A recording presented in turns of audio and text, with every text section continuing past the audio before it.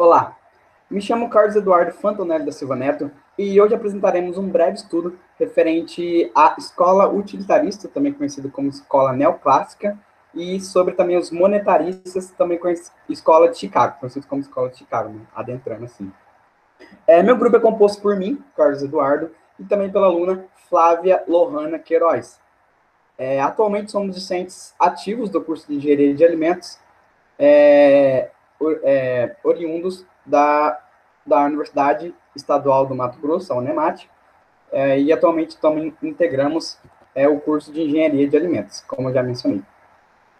A nossa docente é a professora Eleonora Ribeiro Cardoso, e agora falaremos um pouco, né, sobre esse estudo, esse breve estudo que eu mencionei. Mas antes de começarmos, né, falando sobre a escola utilitarista puxando para a economia, vamos primeiro dar uma breve introdução ao que era, ao que foi o utilitarismo filosófico, né? Quem que originou isso tudo para depois adentrarmos ao que realmente interessa, ao utilitarismo econômico, ao neoclassicismo econômico. Então, o utilitarismo ele foi uma doutrina fundada na Inglaterra, proveniente, quem foi um de seus mentores, né, foi Bentham e John Stuart Mill em meados do século XIX. Muitas pessoas comentam que Mill era um amigo de Bentham, né, que ele escreveu depois, que Bentham foi o primeiro idealizador dessa ideia, depois veio Mill e deu algumas aprimoradas, né, organizou e elaborou algumas outras propostas. Então, primeiramente, começa essa criação dessa ideia, né, por Bentham, no século XIX, e essa doutrina, o que ela visa? Né? Ela visa a finalidade ou a consequência de uma ação moral, e não ao modo como ela foi praticada. Essa ideia, ela me lembra bastante a ideia maquiavélica, em que os fins né, justificam os meios, ou seja, não importa como você fez essa ação, mas, enfim, a sua consequência final, conforme ela é praticada. Tal doutrina, ela fundamenta-se no princípio de utilidade, que determina que a ética deve basear-se sempre em conceitos práticos, pois o agente moral deve analisar a situação antes de agir, e sua ação deve, por finalidade, proporcionar aí a maior quantidade de prazeres ao maior número de pessoas possível para que essa ação seja moralmente correta. Né? Essa ideia, de uma forma geral, já é a ideia aprimorada por Mill. Bentham, ele elaborou essa ideia um pouco, deixando um pouco as brechas que eu vou mencionar agora. Né? Bentham ele foi o primeiro a teorizar essa ideia, como eu já tinha mencionado. Ele pensou em uma doutrina moral consequencialista, ou seja, né, que visa as consequências das ações morais em detrimento das próprias ações morais. Ou seja, o que importa, nesse sentido, é o resultado de certa ação, como eu mencionei, e não a própria ação. Isso significa que o agente moral ele deve estar sempre atento ao que vai acontecer se ele fizer algo. Né? Ele tem sempre que pensar antes de fazer essa ação, colocando claro sempre em primeiro lugar o prazer, né, o bem-estar comum. Também essa forma como Bentham elaborou essa ideia deixa algumas brechas para que o agente moral possa praticar certas ações que foram muitas vezes, né, condenadas pela ética como imoral. Por exemplo, a mentira. Né, eu assistindo alguns comentários referente ao presente estudo, eu encontrei também que alguns criminosos utilizavam a ideia de obter sempre o prazer, né, como justificativa de alguns crimes horrendos. Então, essa primeira ideia de Bentham deixou aí algumas lacunas, né, que foi preenchida por Mill. Mill ele adicionou ao utilitarismo a noção de qualidade, né, essa questão aí. Quando Mill chega e adiciona essa noção de qualidade, o utilitarismo se torna algo mais moralmente correto. Né? E a partir daí, o utilitarismo ele passou a ser visto como uma doutrina que visa ao maior benefício, né, de número de pessoas possível, quando necessário, obviamente. E quando necessário, né, o menor sofrimento total, sofrimento total menor, assim como está no dilema aí do trem mostrando, né, que tá uma pessoa, ela vai fazer uma escolha e tem algumas pessoas num trilho e uma pessoa no outro, né? E ela deve fazer essa escolha, segundo Mill, essa escolha deve se basear aí no politicamente mais correto, ou seja, no menor sofrimento, ou seja, ele deveria escolher colocar em xeque ali a sua moral para que seja escolhido.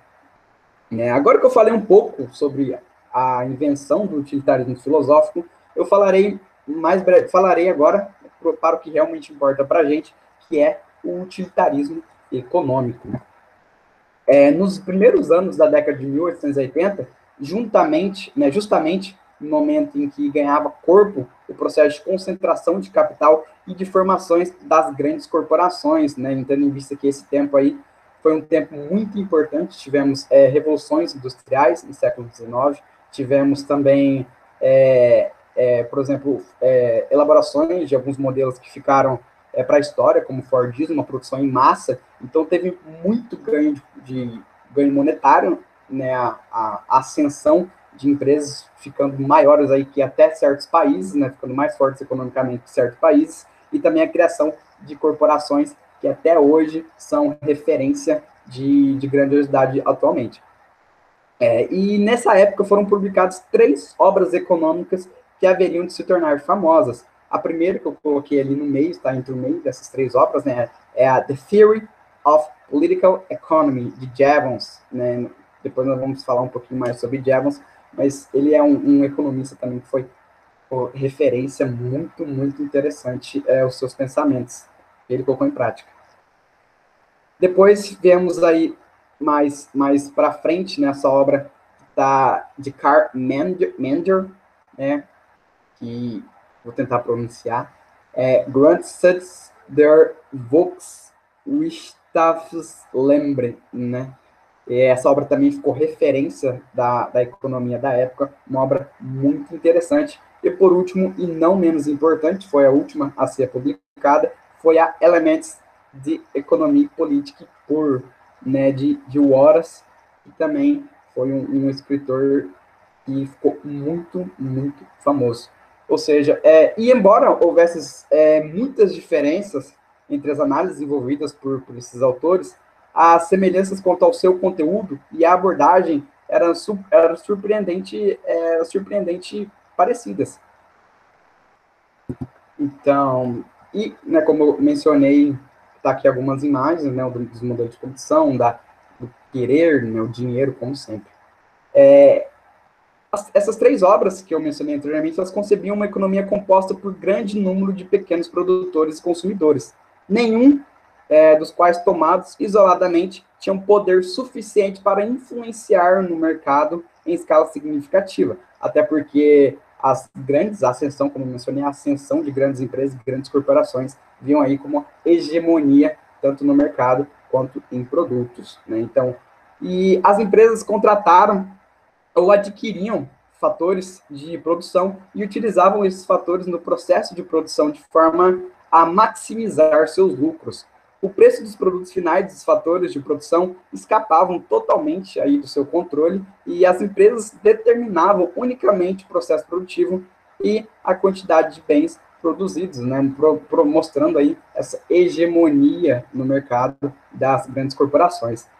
As unidades domésticas, por sua vez, vendiam terras e capital, bem como trabalho, né, como seu trabalho, a preços que variam segundo as condições de mercado. Com a receita, né, que as suas rendas, eles adquiriam bens e serviços. Os consumidores eles distribuíam as suas rendas entre várias e várias mercadorias que desejavam adquirir de forma a maximizar a utilidade extraída dessas mercadorias, né? Então, aqui já vemos a utilização desse tipo de doutrina, né? As mercadorias, elas constituíam, segundo os neoclássicos, a fonte última de prazer ou de utilidade que supunham quantificável, né?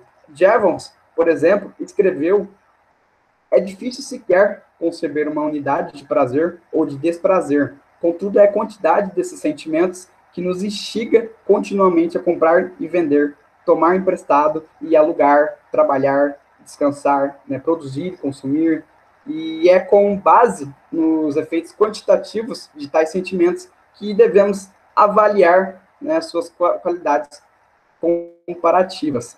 Ou seja, conforme as nossas necessidades, tanto de consumir, de prazer, né, que nós fomentamos aí essa vontade, né, essa utilidade intensiva que mensurada por Jevons. Né?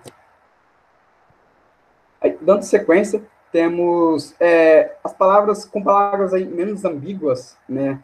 O Auras, ele reafirmou a ideia de que a utilidade era quantificável, né? Abre aspas, presumirei, portanto, a existência de uma medida padrão que permita avaliar, sim, a intensidade de necessidade ou a utilidade intensiva aplicável não apenas a unidade similares do mesmo tipo de riqueza, como também, né, as unidades diversas de vários tipos de riqueza. Estabelecidas aí as magnitudes, né, presumivelmente quantificáveis, com as quais pudessem trabalhar, o passo seguinte foi elaborar fórmulas matemáticas gerais que possibilitassem demonstrar a existência de uma relação funcional entre a qualidade obtida pelo consumidor e as quantidades diversas de mercadorias por ele consumida. Né? Então, por isso que o utilitarismo econômico ficou tão famoso, por ser possível quantificar. Então, tudo que nós podemos traduzir para números fica verdadeiramente mais fácil de compreender. Né? O problema consistia em demonstrar de que modo o consumidor podia obter a máxima utilidade, dada a sua renda e os preços das mercadorias vigentes no mercado. Né? Então, segundo os economistas neoclássicos, os consumidores eles maximizavam a utilidade quando o acréscimo na utilidade derivado da última utilidade consumida expressa em termos da relação do preço da mercadoria era equivalente também ao acréscimo de utilidade derivado de todas as outras mercadorias. Ou seja, né, traduzindo todas essas palavras, o último dólar desprendido na aquisição de determinada mercadoria deveria propiciar ao consumidor o mesmo acréscimo de utilidade que o último dólar desprendido na aquisição de qualquer outra mercadoria. Né?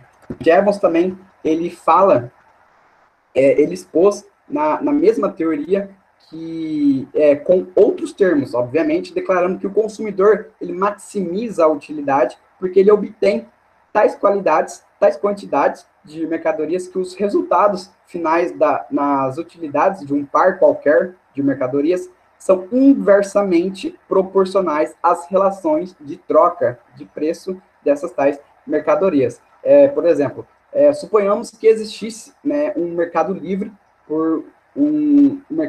né, no qual os consumidores pudessem trocar livremente as suas rendas por mercadorias.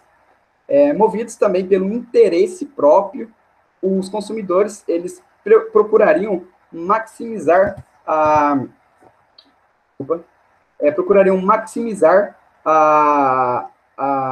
utilidade, né, obviamente. Então, se nós temos um mercado que nós pudéssemos trocar renda por mercadoria, nós, obviamente, utilizaríamos essa renda como troca para otimizar, para pegar o melhor produto possível conforme a renda que nós estamos utilizando. Então, os neoclássicos concluíam que, dada a distribuição existente, né, da riqueza e renda, os consumidores, os adquirirem mercadorias, distribuíam sua renda de forma a maximizar aí o bem-estar de todos. Né? Então, a economia era modelada, era baseada também nessa questão de renda e mercadoria proporcionada pelos consumidores.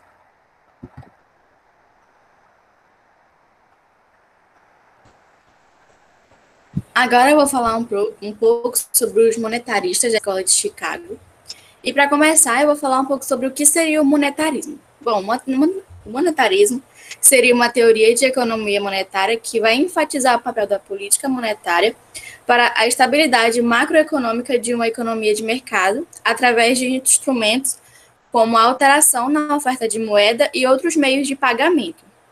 Os economistas monetaristas, eles entendem que os objetivos da política monetária, eles são cumpridos de maneira melhor ao criar metas de aumento da oferta monetária, e não ao engajar uma política monetária discricionária, que seria uma política que incentiva o aumento da inflação.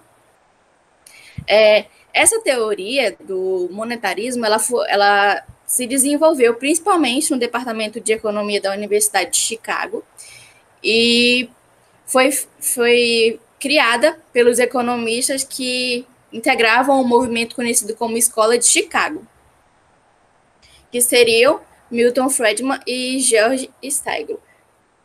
Pode passar. Eu vou falar um pouco sobre Milton Friedman. Ele nasceu no dia 31 de julho de 1912 e morreu no dia 16 de novembro de 2006. Ele foi um economista, estatístico e escritor norte-americano que lecionou na Universidade de Chicago durante 3 décadas. Ele recebeu o Prêmio Nobel por conta de suas pesquisas sobre análise de consumo, a teoria e a história monetária. Aqui eu coloquei a imagem do Prêmio Nobel de 1976 que ele recebeu. O Milton Friedman, ele sempre buscou demonstrar que políticas públicas elas nem sempre ajudavam. E ele dizia, por exemplo, que o aumento do salário mínimo ela excluía as pessoas com pouca ou nenhuma qualificação do mercado e era principalmente devido à falta de conhecimento e preparo delas para determinados trabalhos. E também que a utilização de subsídios, taxas e tarifas, elas prejudicavam o consumidor, que passa a consumir produtos de maior qualidade devido aos preços praticados. Ele foi um dos principais nomes do monetarismo. Ele utilizava a economia estadunidense para demonstrar como as políticas de controle de preço e salário resultavam em desemprego e desabastecimento. Ele era um defensor da liberdade econômica individual e da democracia, e também defendeu um governo limitado, que garantia a estabilidade monetária, liberdades econômicas, Estado de Direito e direito de propriedade. Aqui eu coloquei algumas obras dele, e aqui também tem a capa de algumas delas. O Capitalismo e a Liberdade, a taxa de câmbio flutuante, alistamento voluntário, abolição da licença média e cupons escolares, episódios da história monetária e esses outros.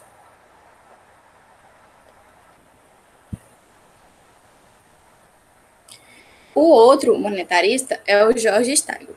Ele nasceu dia 17 de janeiro de 1911 e morreu dia 1º de dezembro de 1991. Ele foi um economista estadunidense que desenvolveu o princípio da otimização econômica. Ele também recebeu o Prêmio Nobel. Aqui tem a imagem do Prêmio Nobel em 1982 que ele recebeu. E ele recebeu esse prêmio por seus estudos seminais de estruturas industriais, que era o funcionamento dos mercados e as causas e efeitos da regulação pública.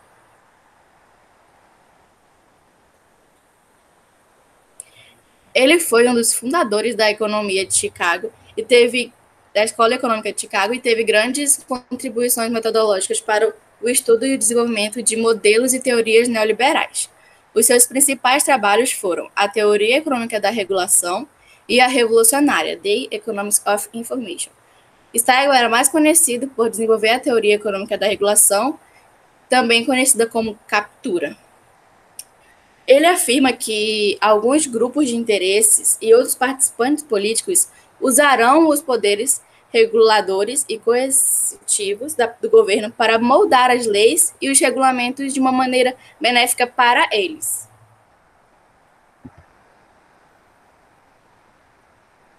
E aqui eu também coloquei algumas obras dele, de Stagel, e aqui são só a capa de algumas obras que ele publicou.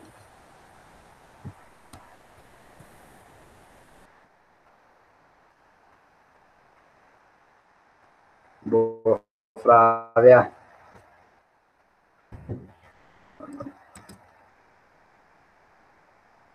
Imagina, não tava gravando?